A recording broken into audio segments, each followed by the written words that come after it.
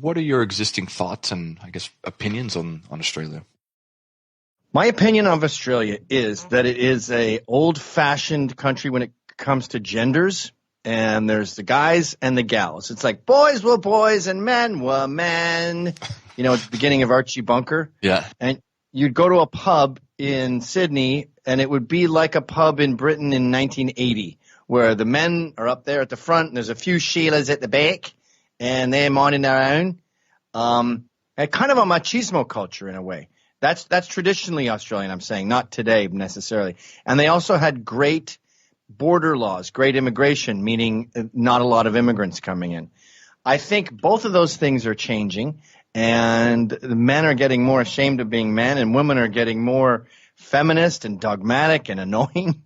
And they want to be, at the front of the line all of a sudden.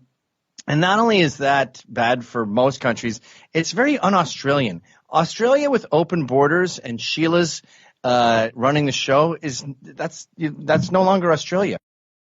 I'll tell you the sort of numbers. So you're wrong about that. Once you get to the cities, you'll notice that the pubs are very metropolitan, but the divide is it's very, very clear between the country regions and the city regions. I don't know if it would be as pronounced as the difference, I guess, between like New Orleans and suburban Louisiana, but there's certainly the blokey fellas that you talk about are quite apparent as soon as you get a couple hours outside of the city. But they released the immigration numbers, I think, and last year we had, I think the number that came through was 550,000 immigrants who had come through. Now, what you have to remember is in a year, and our population is 25 million. So, I mean, you do those numbers.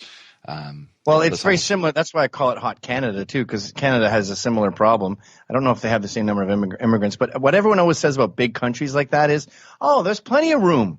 It's almost like they think they're playing with Lego pieces, and they go, they can all go in the top. No, they congregate in the cities. They go to Melbourne. They go to Sydney.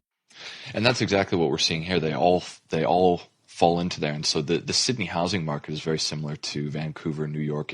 For a number of years, it was always on par with like London and Tokyo. But we had lived in the what we call the inner west of Sydney, because Sydney obviously borders the ocean.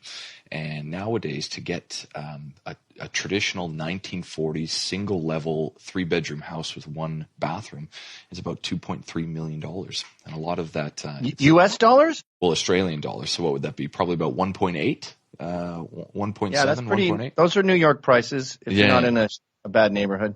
And we're seeing the exact same thing that you see from Vancouver, where a lot of it appears to be Chinese money being rushed out of the country, and they're buying these properties and not renting them out. So apparently the situation is very similar between Vancouver and Sydney and even Melbourne, where these houses are effectively paid for in cash between one family or multiple families, and they just sit there vacant. They're really just parking their money, and it sent housing through the roof, while immigration as a whole lands up in one of these two major cities. And they're now predicting that Melbourne will surpass Sydney as the largest city probably within the next 10 to 20 years. And Sydney's got about 5.5 million people, and that's as big as we get down here.